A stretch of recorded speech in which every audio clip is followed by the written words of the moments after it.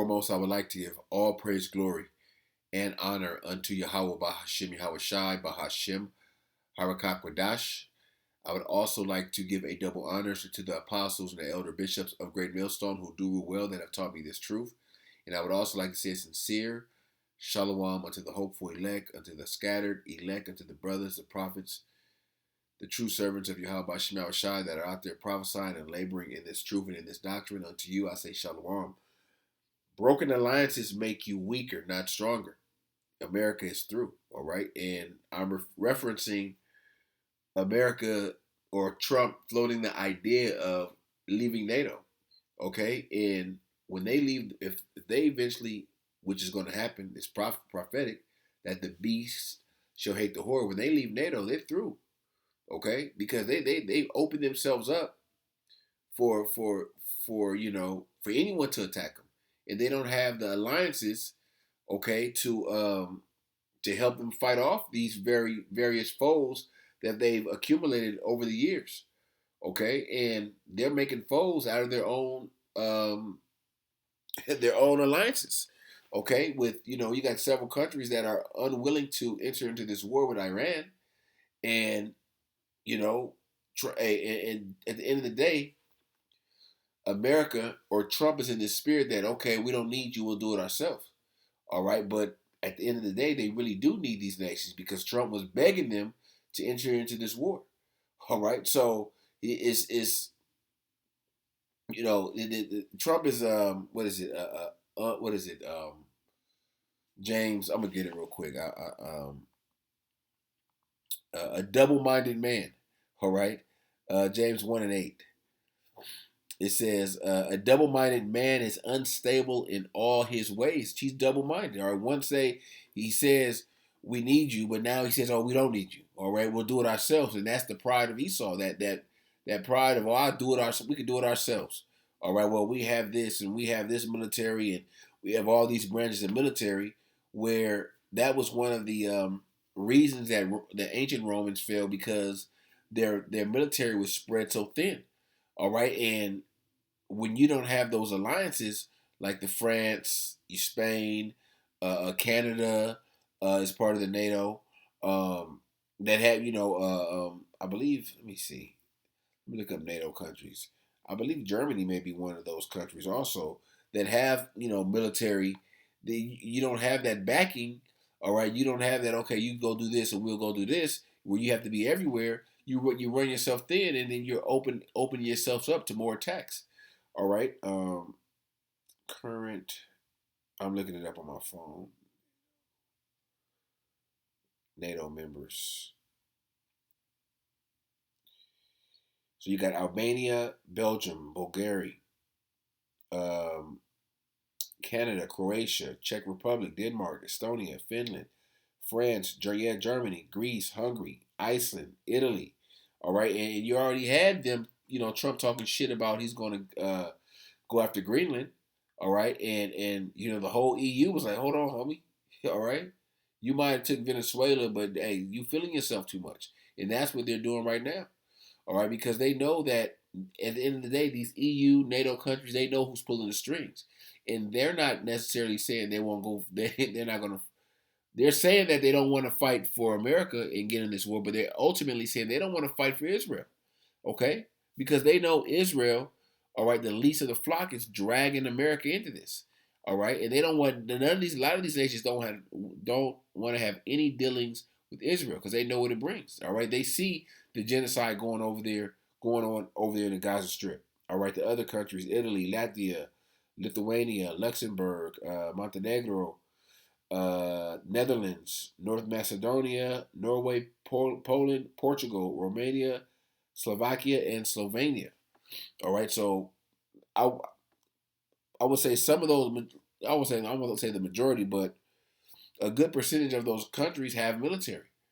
All right, and of course, the NATO was formed for their military alliance to rival Russia. Okay, but now, hey, they went out. All right, not necessarily went out, but America's talking about they went out because these other countries won't participate and join them in the war. Even though I just recently heard that UK well, I don't know how true it is. UK is apparently sending. Well, they're part of the EU. They're not a part of the NATO, but they're apparently sending. What do you call them?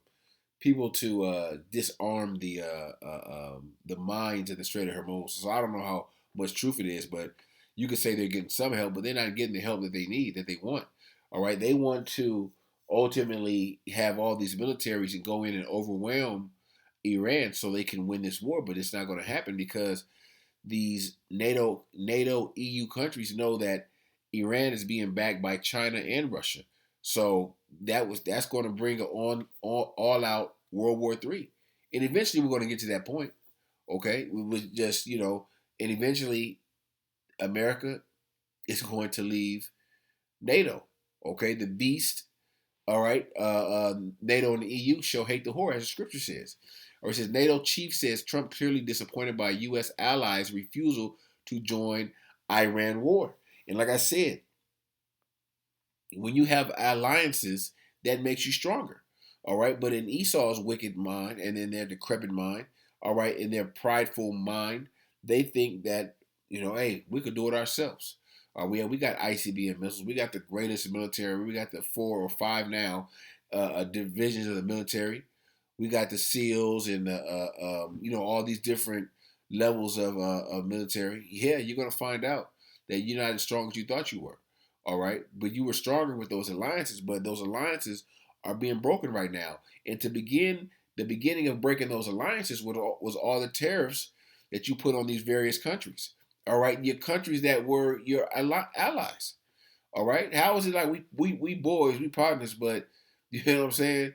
I'll let you borrow $100. You let me borrow $100, and and then you charge me usury or you charge me interest on the money. Like I just borrowed the $100, and I'm gonna give it back to you next week. And no, nigga, you owe me 120. That's what America's doing. They putting these extra taxes and tariffs on these various countries, which they were, where they once were allies. Well, still are allies on paper, but it is that alliance is being broken. It says Matt Root, of the Secretary General of NATO, said Donald Trump was clearly disappointed that the U.S. allies have refused to join its war against Iran.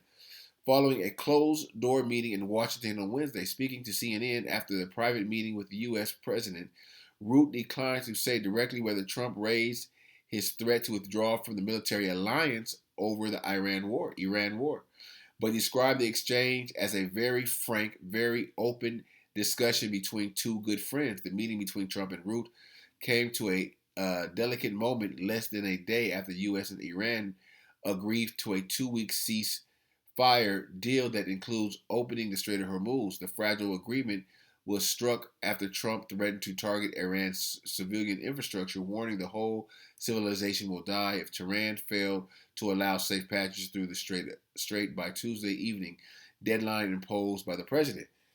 And these threats that Trump, America, through Trump, is throwing throughout the world, but mainly to Iran, it's not sitting well with these other countries.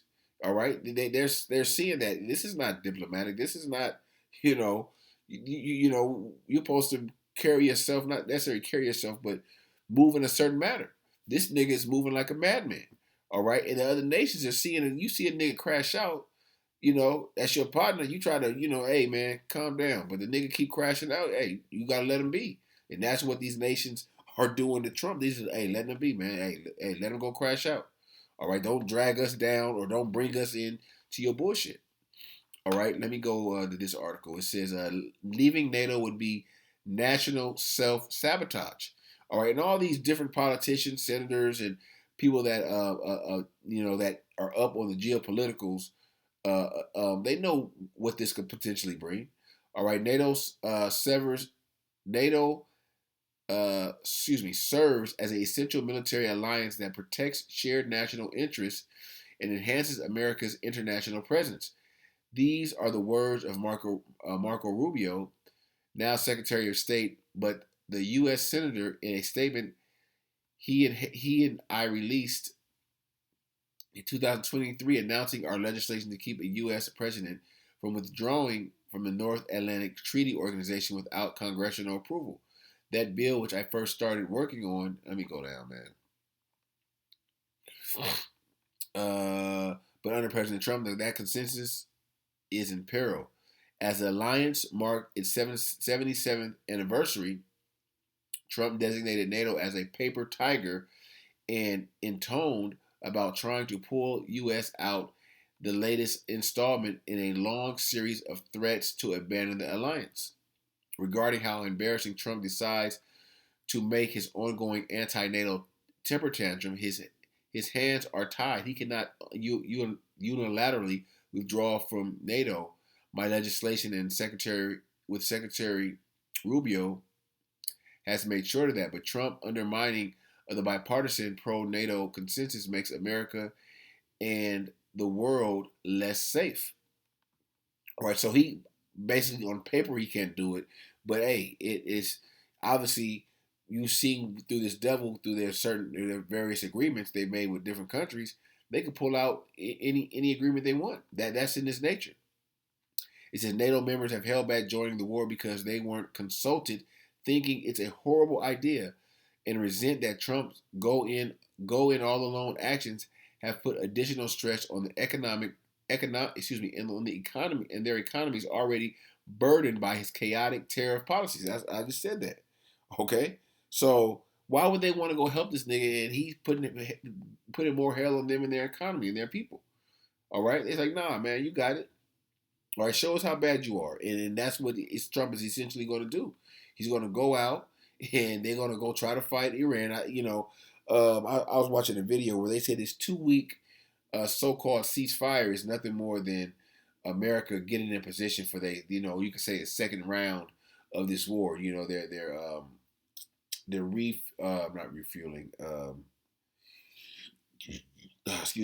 Loading up those missile defense systems, mainly in Israel and various parts, because they're about to strike again. All right, but you don't think Iran, you don't think the allies of Iran, China, mainly China and Russia, are telling them, giving them strategies on what they could possibly do or what they could possibly run into? All right, and hey, God is not on America's side. The Lord, the Heavenly Father, is not on America's side.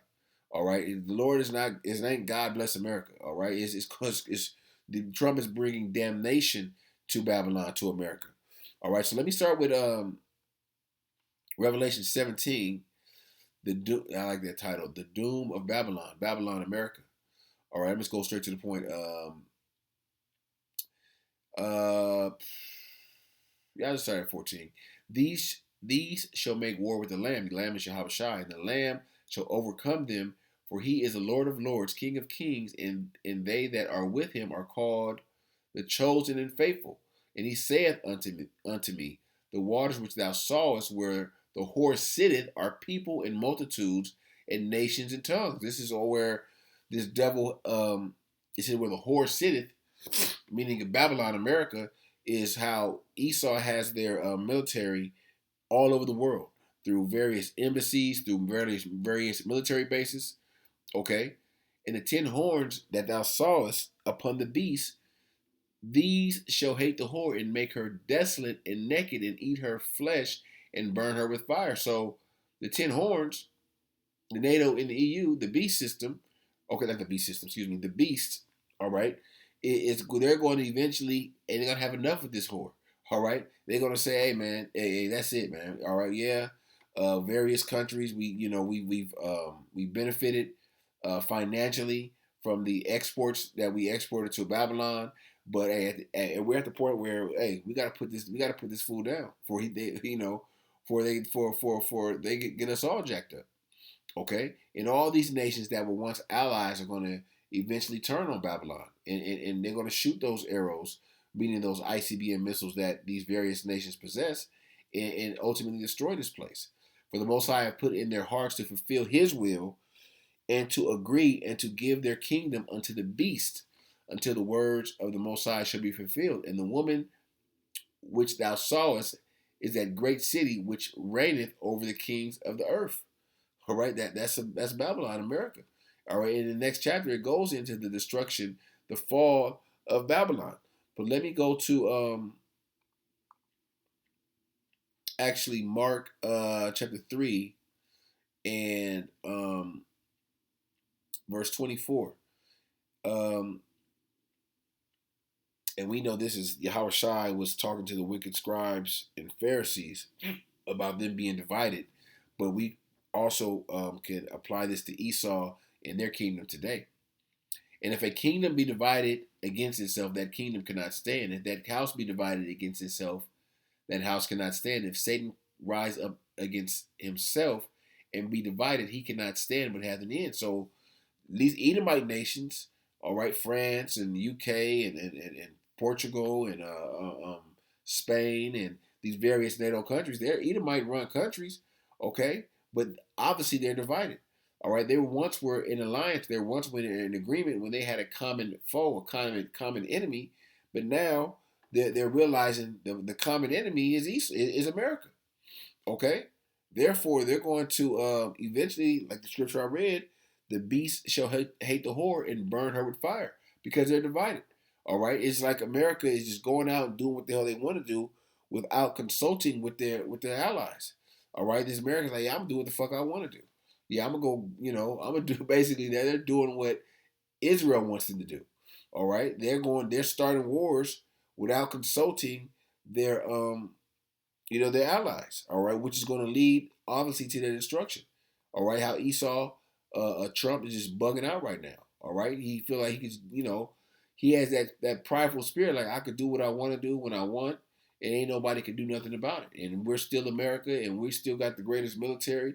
But what they're finding out is they don't got the greatest military anymore. You just can't just go in there and bomb people, and they're going to surrender, and you pull up with warships and aircraft carriers and people just, they just cower and give in. No, it ain't like that no more. Times have changed. Times is definitely different. All right. The scripture says in um, Joel 3 and verse 8, I believe. 8. No. Verse 10. Beat your plowshares in. Actually, let me start at 9. Proclaim ye among the Gentiles, prepare war. Wake up the mighty men. Let all the men of war draw near. Let them come up. Come where? To the valley of Jehoshaphat, Yahawah, the Most High's judgment, the Levant, so-called Middle Eastern area, where the majority of the fighting is going to take place. Beat your plowshares into swords and your pruning hooks into spears, and let the weak say, I am strong. All these smaller nations are eventually rising up against the great Babylon, the great America. Okay, and as this happens, all right, the main ones, China, Russia, and Iran. America doesn't have. Eventually, is not going to have those allies to fall back on. Like, okay, y'all got my back. Like, nah, they step back. Like, nah, nigga, you got yourself into this. You going to get yourself out. All right, because what these countries don't want, these various EU, NATO countries, they don't want war. War is they understand what war can do and what it will do to their economy. Okay, um, and their people. They gotta, a lot of them probably gotta have a draft. Like they're gonna obviously have a draft here in America because a lot of these men from 18, you can even say 17. All right, 17 to 35, they're not thinking about war. They don't want to go to war. Okay, they don't want to join your military. They don't want to fight for their country. They don't want to be patriotic. All right, this is Obadiah 1 and 2. Behold, I have made thee small among the heathen. Thou art greatly despised. All right, but at one time, Esau was greatly beloved amongst the heathen. All right, they made all types of deals, economic deals. All right, and they were all in agreement, going back to Psalms 83, to keep us, the Israelites, in captivity, to keep us in subjection. Never let us find out who we were as a nation, as a people, and that was one agreement that they're still holding to. Okay, but eventually, hey, the truth is coming out. All right, and these nations are trying to, Iran making videos with showing Jake in there, showing the Gadites and trying to get some sympathy. Hey, we ain't gonna show you no sympathy either. Y'all still heathens. All right, when Yahawashi comes back to settle the score with the Esau and these heathens, hey, it ain't gonna matter. All right, because Yahawashi is coming for blood. All right. Verse 3, the pride of thine heart have deceived thee, thou that dwellest in the clefts of the rocks, whose habitation is high, that saith in his heart, who shall bring me down to the ground? That's how Esau feels right now. No one can bring me down. I don't need your help. All right. I don't need Spain. I don't need France. I don't need Germany. They don't need EU. So that's how he's feeling right now. Esau, all right, is really feeling themselves right now. Like they can go in there. We need 2 or 3 weeks to regroup, and then we're gonna go and take Iran out. Hey, good luck. But prophecy is not on your side. Okay. Though thou exalt thyself as the eagle, and though thou set thy nest among the stars, thence will I bring thee down, saith the Lord. The Lord is going to bring you down. All right. He's going to do it by the hand of these nations. All right. And of course, and then Yahawashi is going to come back and really put this devil down and put this place, America, Babylon, down, out forever. All the men of thy, I'm going to jump down to verse 7. All the men of thy confederacy have brought thee even to the border. The men that were at peace with thee have deceived thee and prevailed against thee. They that eat thy bread have laid a wound under thee. There is none understanding in him. Okay, so your allies, pretty much. Let me get this in the, I want to say NLT, NIV. All your allies, this is perfect. All your allies will force you to the border. Your friends will deceive and overpower you. Those who eat your bread will set a trap for you, but you will not detect it. Okay, because why won't Esau detect it? Because they're in their pride.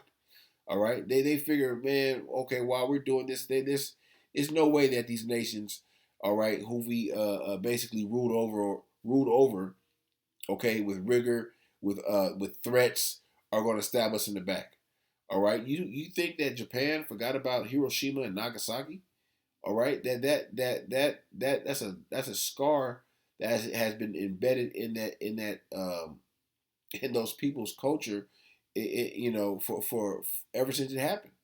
All right, you think these various countries that are going to have America's back? When you go back in the history of how they and how they got rich off these countries, or how they threatened and caused wars or different uprisings in these various countries. No, they're not going to forget about that. That's why they're setting a trap for this devil. They're setting a trap for Babylon, and they won't detect it at all.